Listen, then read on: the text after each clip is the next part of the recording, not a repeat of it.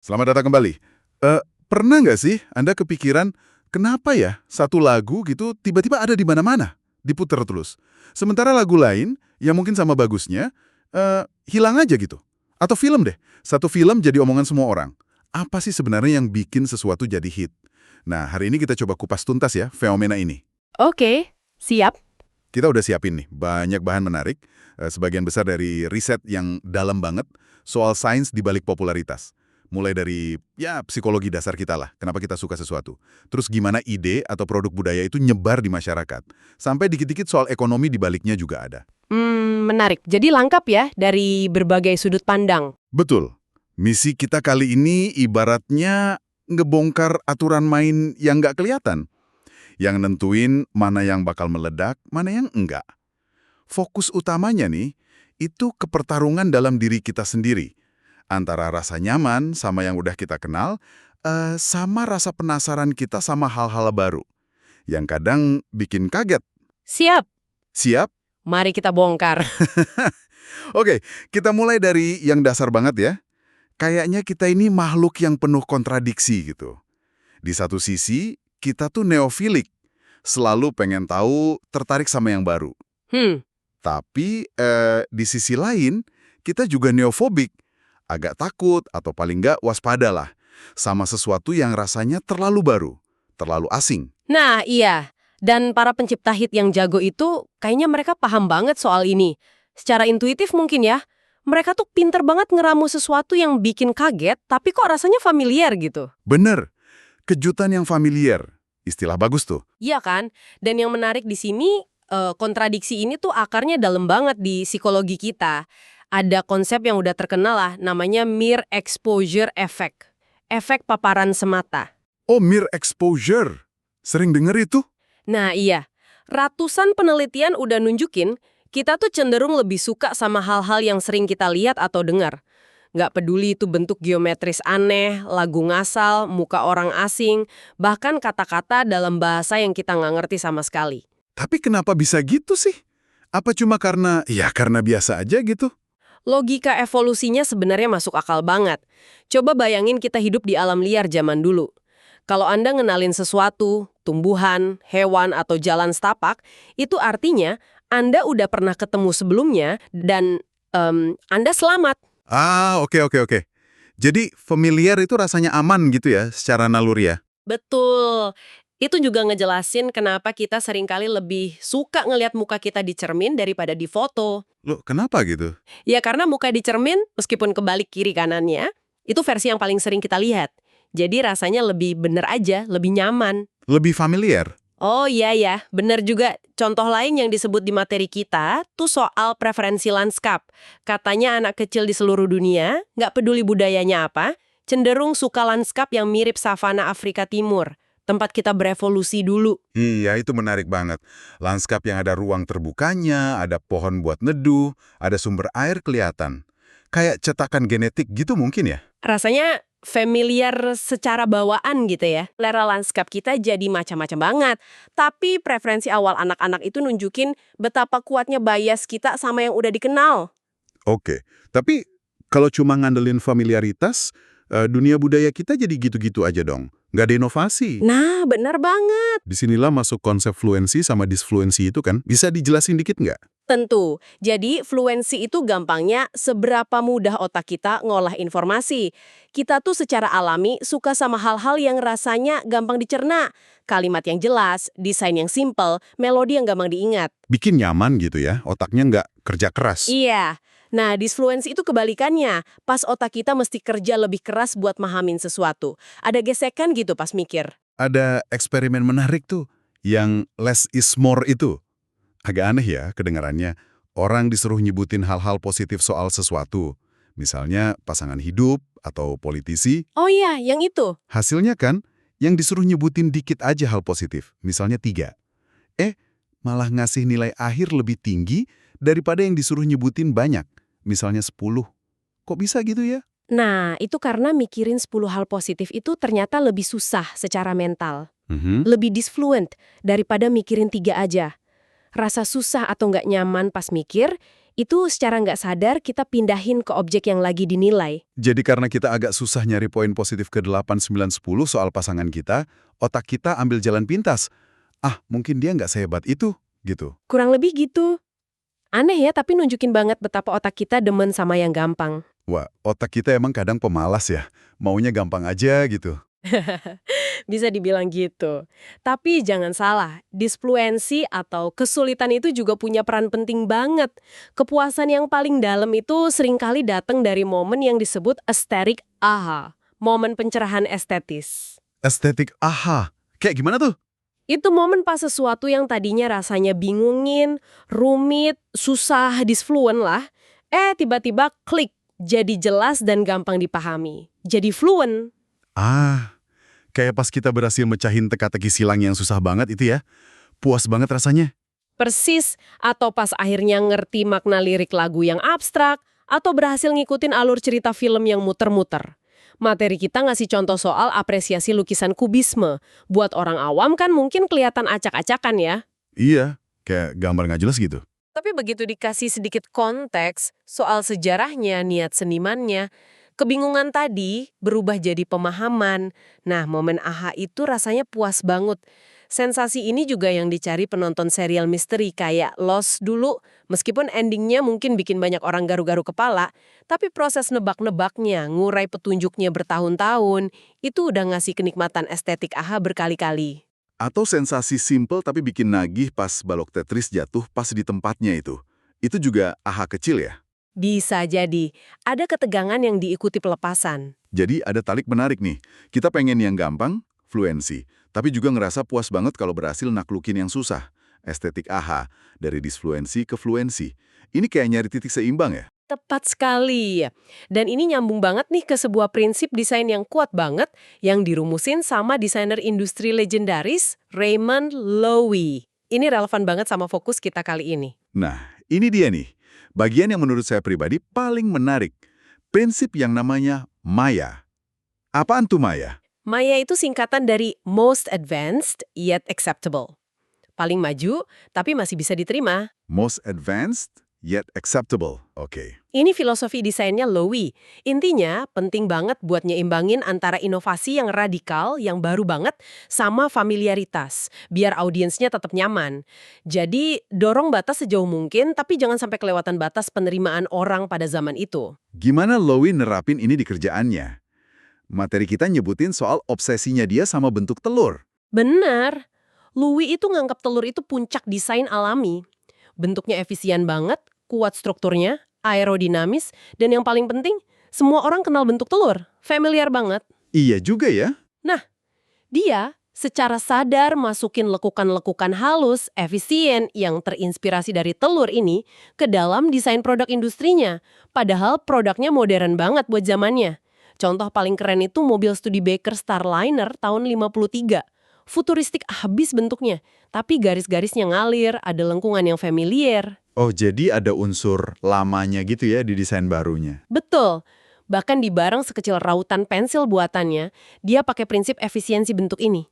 Dia nyuntikin elemen acceptable, familiaritas bentuk alami ke dalam sesuatu yang advanced, desain industri baru. Jadi Maya ini kayak resep rahasia gitu ya, buat ngejembatanin rasa takut kita sama yang baru, neofobia, dan rasa penasaran kita, neofilia. Jembatan antara inovasi sama penerimaan pasar. Bisa dibilang gitu. Dan prinsip Maya ini efeknya luas banget. Nggak cuma soal desain produk fisik. Ini berlaku di hampir semua bidang kreatif dan budaya. Orang itu sebenarnya suka kok sama yang kompleks, suka tantangan. Tapi ada tapinya. Apa tuh? Cuma sampai batas di mana mereka masih ngerasa punya harapan buat ngertiin atau nguasain itu. Mereka nikmatin disfluensi kalau ada janji fluensi atau estetik aha di ujung jalan. Oke. Kita bisa lihat ini di mana-mana sih ya. Kayak penikmat seni modern mungkin awalnya bingung lihat karya abstrak. Tapi pas mereka nangkep maknanya atau ngerasain kejutan emosi, nah itu kepuasan Maya. Betul? Penonton film misteri juga gitu. Rela ngikutin alur yang ribet asal di akhir ada penyelesaian yang memuaskan. Contoh lain yang pas banget disebut di materi kita, itu suksesnya musikal Broadway Hamilton. Wah, iya. Hamilton! Idenya kan cukup gila ya, nyeritain bapak pendiri Amerika Serikat sesuatu yang sangat familiar, acceptable buat audiens Amerika, tapi pakai musik hip-hop dan R&B. Sesuatu yang advance, belum pernah ada di panggung Broadway segede itu. Ditambah lagi pemerannya mayoritas non-kulit putih. Itu juga advance banget untuk konteks cerita sejarah itu. Nah, itu contoh sempurna Maya kan? Ngambil inti cerita yang dikenal luas, tapi nyajiinnya pakai cara yang baru banget, menantang. Tapi, masih dalam batas penerimaan audiens teater waktu itu. Keseimbangan yang pas banget. Terus gimana prinsip Maya ini main di musik pop secara umum? Salah satu kunci yang dibahaskan, repetisi, pengulangan. Betul sekali. Repetisi atau pengulangan itu salah satu senjata paling dasar dalam musik buat nyiptain unsur acceptable dalam kerangka Maya. Struktur lagu pop standar yang kita kenal lah. First chorus, bridge chorus, itu udah wujud nyata keseimbangan ini. Chorus yang diulang-ulang itu bikin familiar ya? Iya, ngasih rasa nyangan, gampang diingat, fluensi. Sementara first sama bridge ngasih variasi, cerita baru. Itu elemen advance-nya. Materi kita sampai nyebut repetisi itu partikel Tuhannya musik loh. Terus ada fenomena speech to song dari Diana Deutsch itu juga kan? Pengulangan bisa ngubah cara otak kita dengar. Iya, eksperimen Diana Deutsch itu keren banget. Kalau Anda ambil sepotong rekaman orang ngomong biasa, terus diulang terus-terusan. Terus? Setelah beberapa kali pengulangan, otak pendengar mulai nganggepnya bukan lagi omongan, tapi kayak melodi atau nyanyian. Ini nunjukin betapa kuatnya efek pengulangan buat ngebentuk persepsi kita dan nyiptain pola yang musikal. Dan data juga nunjukin kita emang demeng banget repetisi ya. Katanya 90% waktu kita dengerin musik, kita milih lagu yang udah pernah kita dengar. Nyari nyaman dari yang dikenal. Nah, kalau kita sambungin ke gambaran besarnya nih, pengulangan itu jelas bikin fluensi, bikin kita nyaman, tapi balik lagi ke prinsip Maya, kuncinya di keseimbangan. Terlalu banyak ngulang tanpa variasi, ya bosenin banget. Otak kita bakal ngalamin habituation, jadi kebiasa nggak responsif lagi sama stimulus itu. Kayak contoh tikus yang denger nada B terus-terusan itu ya, lama-lama cuek aja dia. Bener, biar stimulusnya tetap menarik, perlu ada dishabituation. Maksudnya disisipin elemen baru atau variasi buat ngebangunin lagi perhatian otak. Kalau tikus tadi sesekali denger nada C atau D di antara nada B, bosennya bakal ketunda lebih lama. Nah, lagu pop yang sukses biasanya pinter banget mainin ini. Gimana caranya? Mereka pakai repetisi chorus, riff, beat buat bikin familiar. Tapi mereka juga nyamarin pengulangan itu pakai variasi cerdas. Misalnya perubahan kecil di melodi, progresi akord yang agak beda di verse kedua, nambahin lapisan instrumen di chorus terakhir, dinamikanya diubah. Jadi mereka nyiimbangin antara antisipasi kita yang terpenuhi karena kita tahu chorus bakal datang lagi, sama kejutan kecil karena ada sentuhan baru dikit di pengulangannya. Ini Maya versi suara ya? Tepat sekali. Keseimbangan antara advanced, variasi, elemen baru sama acceptable, pengulangan, struktur familiar. Oke. Ini semua ngejelasin sisi psikologis sama prinsip desain dibalik potensi sebuah karya buat disukain ya. Kualitas intrinsik, catchiness, keseimbangan Maya. Tapi materi kita juga negasin banget, itu aja nggak cukup buat ngejamin jadi hit. Ada faktor luar yang seringkali jauh lebih nentuin. Apalagi kalau udah di atas ambang batas kualitas tertentu. Faktor itu, exposure atau distribusi. Nah, ini poin yang sering banget diremehin, tapi krusial abis. Kualitas penting, ya jelas penting lah. Karya atau produk harus cukup bagus biar bisa dinikmatin.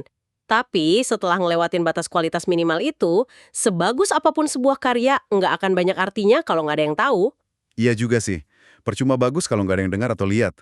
Itu dia. Gimana caranya karya itu bisa nyampe ke calon penikmatnya? Disinilah peran distribusi jadi vital banget. Dulu kan jalurnya lebih terbatas ya. Ada semacam penjaga gerbang gitu. Iya, bener. Terutama di era sebelum internet ya. Industri budaya itu banyak dikontrol sama gatekeepers. Label rekaman gede, studio film raksasa, penerbit mayor, jaringan TV, stasiun radio yang pengaruhnya kuat. Merekalah yang punya kuasa. Kuasa buat nentuin mana yang diproduksi massal, dipromosiin gede-gedean, didistribusiin luas. Mereka yang ngasih exposure ke publik. Betul, mereka yang buka gerbangnya. Ada contoh menarik soal ini di materi kita, lagu Call Me Maybe dari Carly Rae Jepsen. Oh ya, lagu itu? Itu kan awalnya rilis di Kanada, ya lumayan lah di sana, tapi nggak meledak sedunia. Nasibnya berubah total pas Justin Bieber yang lagi top-topnya banget waktu itu? Denger lagu itu, suka, terus nge-tweet soal lagu itu, bikin video parodi juga di YouTube yang viral banget. Nah, dukungan dari influencer sekelas Bieber itu ngasih exposure instan ke jutaan orang sedunia. Bukan karena kualitas lagunya tiba-tiba jadi lebih bagus kan, tapi karena jangkauannya meledak. Contoh lain, lagu We Are Young dari band Fun. Itu juga gitu kan? Udah beredar beberapa bulan, baru jadi hit gede banget setelah dipakai di iklan mobil pas Super Bowl. Iya, slot iklan paling mahal, paling banyak ditonton di Amerika, paparan massal di momen yang tepat. Itu kuncinya. Studi dari perusahaan yang suka ngetes potensi hit sebuah lagu, kayak Hit Predictor atau Sound Out, juga nguatin ini ya. Banget. Mereka kan muterin lagu baru ke ribuan orang, terus dikasih skor catchiness. Hasilnya gimana?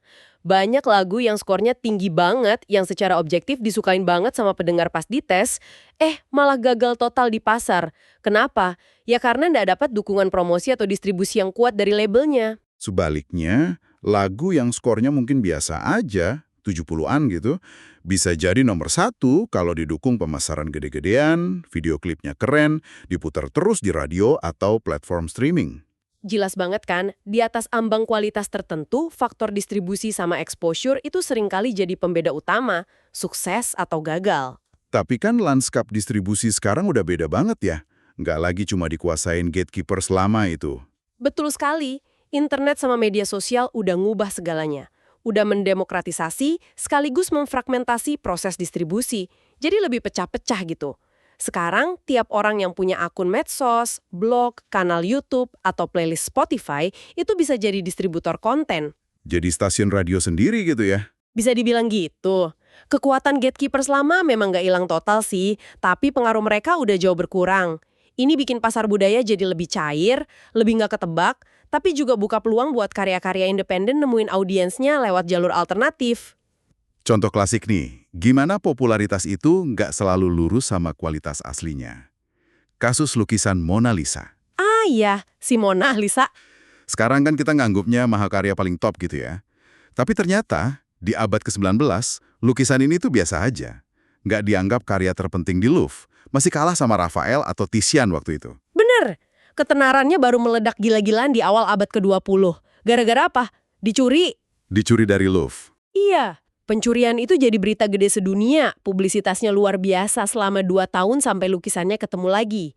Peristiwa inilah bukan cuma kualitas seninya yang bikin Mona Lisa jadi ikon global kayak sekarang.